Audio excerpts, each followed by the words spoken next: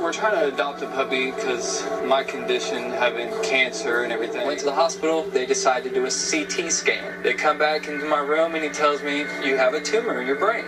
We're not going to have back surgery, we're going to have brain surgery. I have a scar all the way across my head. I did the radiation. It was a lemon-sized tumor.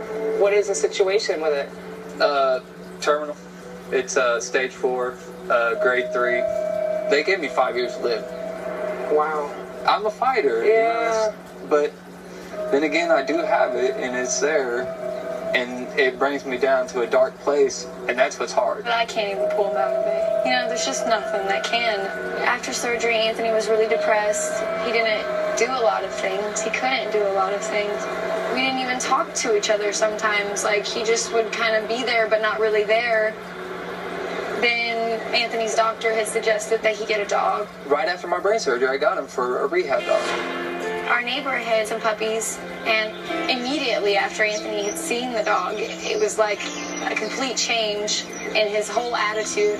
As soon as I seen him, I was like Chiba. He was stuck by my side through the whole thing, you know. He was my little buddy. I had all this dark, gloomy black cloud over my head, but I was still happy, like the sun was shining right on me. He just had that effect, like he was our baby, you know. Yeah, we didn't treat him like a kid. So we had, he was our kid. He was our kid. Yeah. You know? Oh, so what happened to him? Well, 3 weeks ago, we hear a gunshot, and didn't think nothing of it. About 45 minutes later, there's commotion on the side of my house. So I go to the door, and there's police coming in my gate. And I got Chiba in my left hand. Well, I walk with a cane, so as soon as I opened my door, Chiba went outside. I fell, and I heard the first shot. I see blood pouring out. I'm screaming, please don't shoot my dog, please don't shoot my dog. And I hear a gunshot. And he tried to run back to me, but Chiba was hit in the heart. You know, this poor kid had to sit there and watch his dog die, you know, caused by just a horrible mistake. Unfortunately, this happens more than one would like to think. You know, someone sees a pit bull running at them, and a reflex is caused by fear just takes over. And in this case, Anthony's heart was ripped out of his chest. The fear Tia discusses in that video clip is not a natural fear. Most likely, the police officer who shot Tiba was not born with the fear of dogs. Instead, that fear was created by the way the media portrays the pit bull breed. This brings to question the knowledge issue. To what extent does the media create bias in knowledge? But before the extent of the bias can be determined, the ways the media creates bias must be examined first. One aspect of the media that can be analyzed for bias is printed media such as newspapers and magazines. When looking at the attitude of the public towards pit bulls, it can be seen that the media plays a major role in the development of the negative bias towards the breed. One way of knowing that the media uses to create bias is language. The media uses emotionally laden language as well as the emotive meaning of words to create a desired response from the audience. An example of the use of emotive meaning can be seen in the newspaper article, Toddler Attacked by Pit Bull Expected to Survive by Thomas Roman. The emotive words tragedy and terrible bite wounds influence negative feelings from the reader. The emotive language little girl helps influence those negative emotions because they connote to innocence. The air of mystery created by the emotive words haven't been able to get the latest condition, unidentified, unknown, and all that we know, leave the reader with a vague understanding of what happened. This allows the reader's imagination to interpret what happened based off a small number of facts. Even the word pit bull is an example of emotive language. What most people don't know is that the word pit bull actually refers to 5 different breeds of dogs. These breeds being the American Pit Bull Terrier, the American Staffordshire Terrier, the Bull Terrier, the Staffordshire Bull Terrier, and the American Bulldog.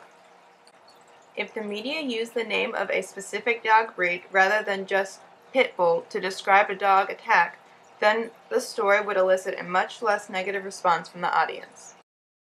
The Sapir-Whorf hypothesis also aids the media in the creation of bias. If only negative emotive language is used to describe pit bulls, then people can only think of the breed in a negative way. The biased image that the pit bull breeds are aggressive man killers is false. The media has reached that conclusion that all pit bulls are aggressive through the use of reason. The media uses inductionism to conclude that all pit bulls are aggressive. That inductionism leads to hasty generalizations. However, that is faulty reasoning. While it is true that some pit bulls are aggressive, not all of them are.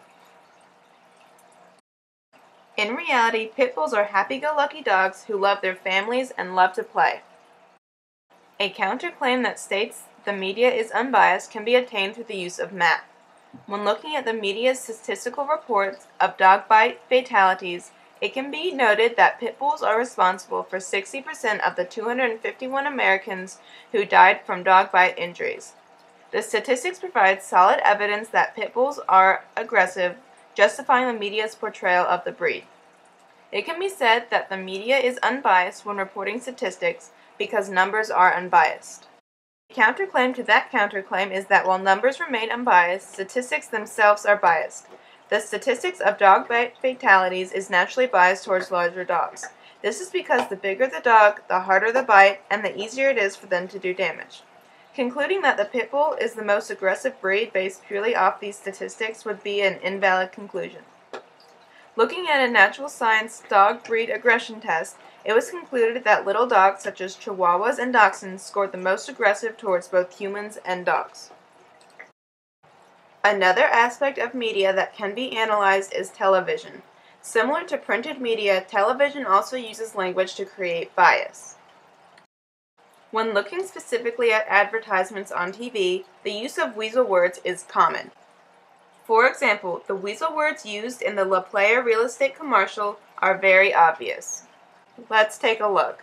Are you behind on your payments, worried about or in foreclosure? La Playa Real Estate can help. You can sell your property, save your credit, and possibly get money if you act quickly. La Playa specializes in distressed properties and has all resources in one location. Experienced realtors, legal advisors, insurance and title company to clear title and payments quickly. Best of all, these services are provided at no cost. Don't delay and call for your free no-obligation consultation. 561-283-3892. Words like can, possibly, all resources, and quickly are all examples of weasel words, because they are vague enough to give the company an escape route in case something bad happens. Along with weasel words, advertisements also use emotive meaning. Looking back at the La Playa real estate commercial, words like if you act quickly, free, and no obligation are all examples of words with emotive meaning. This is because those words create a sense of urgency in the watcher, which encourages them to act now. The use of weasel words and emotive meaning on TV create a bias in knowledge. Weasel words and emotional language influence people towards or away from a certain idea. This creates a skewed vision of reality, which leads to biased knowledge. Along with language, television often employs the use of emotion. All television shows rely on the James Lang theory to gain popularity. The news often does this when it chooses to report about light, happy stories rather than dark, depressing ones. A recent example of a light, happy story that dominated the news is the royal wedding. According to the James Lang theory, a stimulus elicits a physical reaction, which then leads to an emotion. In this case, the royal wedding is the stimulus. Since it is an uplifting story, it most likely will result in the physical response of a smile. The smile will lead to the audience being happy, and if the audience is happy, then they will most likely continue to watch the show. This reliance on the James Lang theory leads to mainstream bias. Mainstream bias is the tendency to report what everyone else is reporting and to avoid stories that will offend anyone. This explains why news channels tend to report happy, seemingly pointless stories rather than reporting tragedies that happen every day.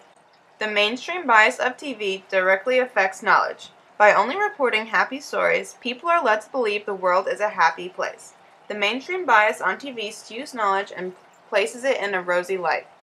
All in all, it can be concluded that media biases knowledge. However, the question to what extent has yet to be answered. When looking back at the 3 of the 5 different types of media analyzed, there are similarities in the way bias is created. In both print media and TV, the media creates bias through language. The print media uses emotive meaning, emotionally laden words, and the Sapir-Whorf hypothesis. Similarly, television relies on emotive language and emotionally laden words, as well as weasel words to create bias. Along with language, the printed media also uses reason to create bias. Faulty inductionism and fallacies such as hasty generalizations are prevalent throughout newspapers and magazines.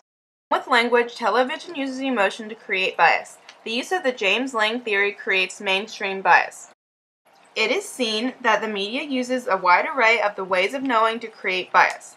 It can be concluded that all information put out by the media is clouded by the bias from language, emotion, and reasoning, meaning that the knowledge gained from the media is not 100% accurate. Thanks for watching.